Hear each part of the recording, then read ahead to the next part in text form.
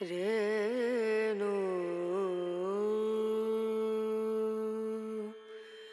re na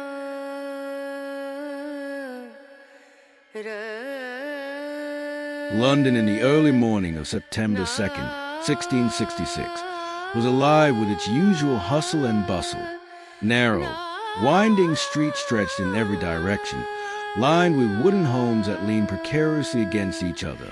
Smoke from hundreds of small fires, used for cooking and heating, wafted into the crisp autumn air. Merchants arranged their wares along cobblestone streets, hawking cloth, spices, and freshly baked bread. The distant tolling of church bells punctuated the clamor of horses, carts, and shouting vendors. Samuel Turner, a young baker of 19, swept flour from the floor of his father's bakery. His hands were callous from kneading dough, yet nimble enough to shape perfect loaves. The smell of freshly baked bread mingled with the foggy, sooty air, a familiar comfort in a city always alive with noise and motion. Nearby, Elizabeth Whittaker, daughter of a prosperous merchant, strolled through the marketplace. Her skates brushed the cobblestones as she greeted familiar faces. She carried a small coin purse, her father's instructions echoing in her mind. Buy only what is necessary. The sun glinted off the metal trinkets displayed on stalls, casting a brief brilliance in the morning light. Thomas Hardy, a watchman, made his rounds atop the timbered walls of the city. He peered through the mist and smoke, the recent rumors of plague and unrest still heavy in the air. London was a city that thrived on trade but trembled on the edge of chaos. The residents, accustomed to hardship, were always vigilant. Little did they know, a disaster far greater than any they had faced was about to descend upon them. In a narrow alley on Pudding Lane, Thomas Fariner, the king's baker, stoked the last embers of his oven. The scent of burning wood was routine. Yet this morning, a small spark fell unnoticed onto a heap of flour dust. Within moments, it ignited. A faint orange glow flickered in the corner before growing into a small flame. Samuel Turner, making deliveries nearby, noticed smoke curling from the bakery's windows. "Fire!" he shouted, but the cry went unheard over the clamoring streets. Elizabeth, just arriving at the market, saw the dark plume and felt a knot of dread in her stomach. The fire spread quickly, fed by timber-framed houses and thatched roofs. The narrow lanes acted as conduits, carrying the heat and flames faster than anyone could react. Citizens grabbed buckets and rushed to douse the flames, but the fire leaped from roof to roof, unstoppable and ravenous. By midday, the fire had spread across several blocks.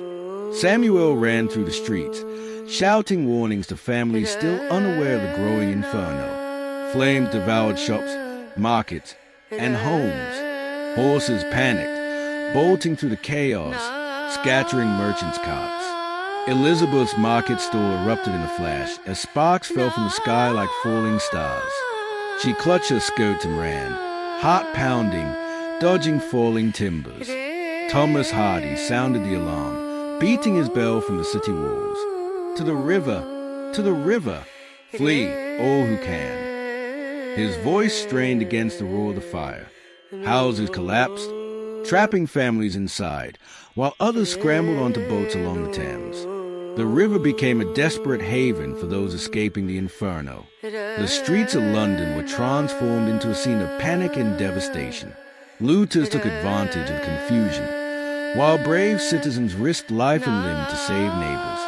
Samuel found a mother and her children trapped in a burning alley. With her guidance, he carried the youngest child while guiding the others to safety. Elizabeth, meanwhile, aided an elderly man who had fallen among the rubble. Together with Samuel, they made their way toward the river, dodging flames that seemed to chase them at every turn. Thomas led groups of refugees to safer areas, coordinating with others to prevent stampedes. Yet, no one could stop the fire itself, which spread with terrifying speed, fueled by strong winds in the city's tightly packed timber homes.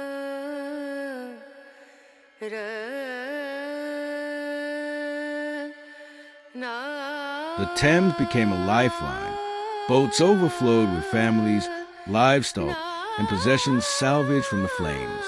Samuel and Elizabeth found themselves pressed together with strangers, the heat of the fire on one side and the cool river on the other. London's iconic landmarks, including St. Paul's Cathedral, were consumed by the flames, leaving only smoke and ruin behind. As the fire raged for 3 days, stories of heroism emerged.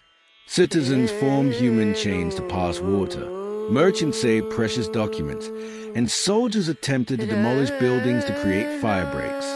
Yet, nothing could contain the inferno's relentless advance. By the 3rd day, much of the city lay in ruins. Streets were unrecognizable, reduced to ash and smoldering rubble. Families wandered aimlessly, searching for homes that no longer existed. The stench of charred timber and scorched earth hung thick in the air. Samuel and Elizabeth, exhausted and scorched, finally found refuge in a small tent erected along the riverbank. Thomas Hardy, injured but alive, joined them. They watched as their city burned, each person silently grieving their lost possessions, friends, and memories. Historical accounts later recorded that over 13,000 houses, 87 churches, and countless businesses were destroyed. Thousands of Londoners were left homeless, their lives reduced to ashes overnight. Even amidst devastation, human spirit shone. Samuel rescued children trapped in collapsing homes. Elizabeth comforted terrified refugees, and Thomas coordinated food and shelter. Stories of kindness emerged. A baker sharing bread with strangers, a merchant giving shelter to a family of 6, a soldier carrying an orphan child to safety. As the fire finally died down on September 5th, Londoners faced a daunting task of survival. The city lay in ruins, yet the people had endured, their resilience tested but unbroken. The aftermath was grim. Streets were lined with charred remnants of homes. Smoke still drifted from smoldering ruins. Survivors wandered in shock, trying to locate lost family members and salvaging whatever belongings remained. Samuel, Elizabeth, and Thomas assessed the scale of destruction. The city they knew, the markets, churches, and homes, was gone. Authorities began planning the rebuilding of London. Regulations mandated wider streets, brick and stone buildings, and fire breaks to prevent such disasters in the future.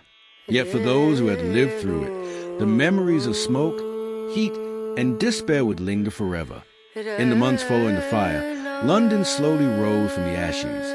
Rebuilding was a monumental task, requiring new materials, labor, and planning. Samuel helped reconstruct bakeries, determined to restore a sense of normalcy. Elizabeth's family reopened their merchant shop, salvaging what goods they could. Thomas resumed his duties as watchman, vigilant against future disasters. The city's landscape changed forever. Stone and brick replaced timber. Streets were widened. Firefighting strategies improved. The Great Fire became a pivotal moment in London's history, shaping its architecture, policies, and society. Years later, Samuel, Elizabeth, and Thomas reflected on their shared ordeal. The Great Fire of London had taken much, yet it had also revealed the courage and humanity of ordinary citizens. Children grew up hearing stories of the flames, learning lessons of preparedness, unity, and resilience. London rose from destruction, stronger and wiser. Monument commemorated the fire, reminding future generations of the fragile nature of human life and the enduring strength of the human spirit. Though the fire left a scar on the city, it also kindled a story of survival, hope, and renewal, a story that would echo through the ages.